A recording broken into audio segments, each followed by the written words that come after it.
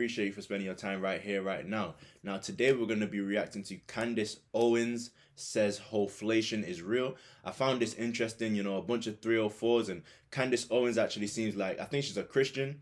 She seems like a genuine Christian, so I think this should be interesting. Let's get straight to it.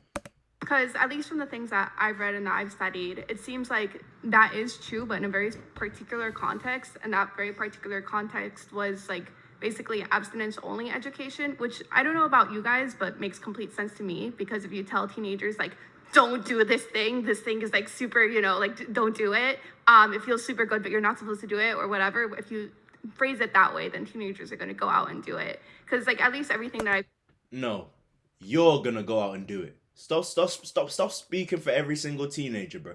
You're the rebellious one who has that succubus demon energy within her that wants to go out and do that type of thing. You know what I'm saying? Not every teenager is gonna want to go and do something because they're not supposed to do it. Speak for yourself.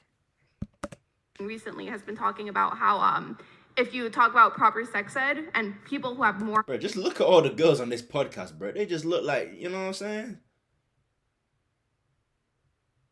They look like they were sucking dick on Skid Row or something, bro. You know what I'm saying? Like, some fucking hookers. access to contraceptives as well as better sex ed, tend to have like a lower body count than people who are like in like lower education, less sex ed, less access to contraception. So I was just wondering like your thoughts on that. I'm telling you it's not true factually. In the 70s, before they got Planned Parenthood, went in the classroom and started funding initiatives, and they started teaching sex education. There used to not be sex education in school, and the way that they got it into the classroom in the 70s was by saying, it's better to teach them, which is what you're saying, because then they'll be more responsible. It actually, within 1 decade, it flipped. The majority of high schoolers were graduating with their virginity before there was sex education, and then when they put sex education in the classroom, the majority of them within 10 years were not graduating with their virginity. So it actually sexualized children. Yeah. I can't lie. That's a crazy stat. I wasn't even aware of that myself. So are they really teaching us sex education to educate us? Or are they trying to make us a bunch of freaks? Are they trying to make us a bunch of freaks and normalize that shit from a young age, bro? Is that why they're teaching us sex education, bro? That's a crazy stat. I didn't even know that, for real. That's crazy. But the reason why was because the first manifestations of sex education was abstinence only. And it was working is what I'm saying to you. Oh, okay. Yeah, it was working. So abstinence, it used to be, considered, and I'm not at all trying to, I'm just telling you what the facts are here.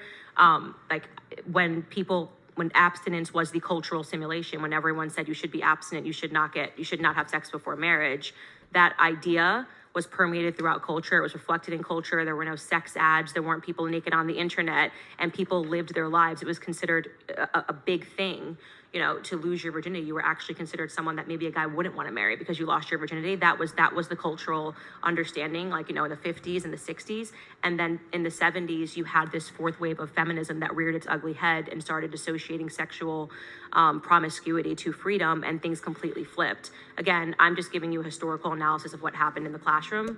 Bro, I can't lie. Who's in charge of all this shit, bro? I ain't even on no conspiracy stuff. You know me, bro. I don't mess around with those people, bro. You know what I'm saying? I ain't saying no conspiracies. Leave me alone. But you know what I'm saying? We ain't messing with those people over here. But bro, it's kind of weird, bro. To me, it's like there's someone at the top orchestrating all of this, bro. Cause like what she said is so true, bro. This feminism stuff is basically, it's encouraging girls through sayings like sex positivity and sexual liberation. It's encouraging girls to be hoes, bro. And it's telling them that them being hoes is going to empower them. And then they go and sleep with hundreds of men. And then they worry, they wonder why they're depressed. They wonder why they're tired of being used like a piece of meat.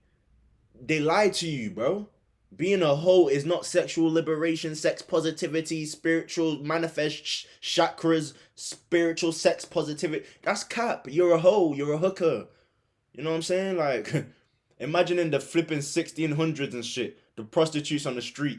Imagine someone telling them that they was fucking sexually liberated and they're feminists because they're fucking hookers. Hell no, bro. The women of the 1600s knew what they were. They were sluts.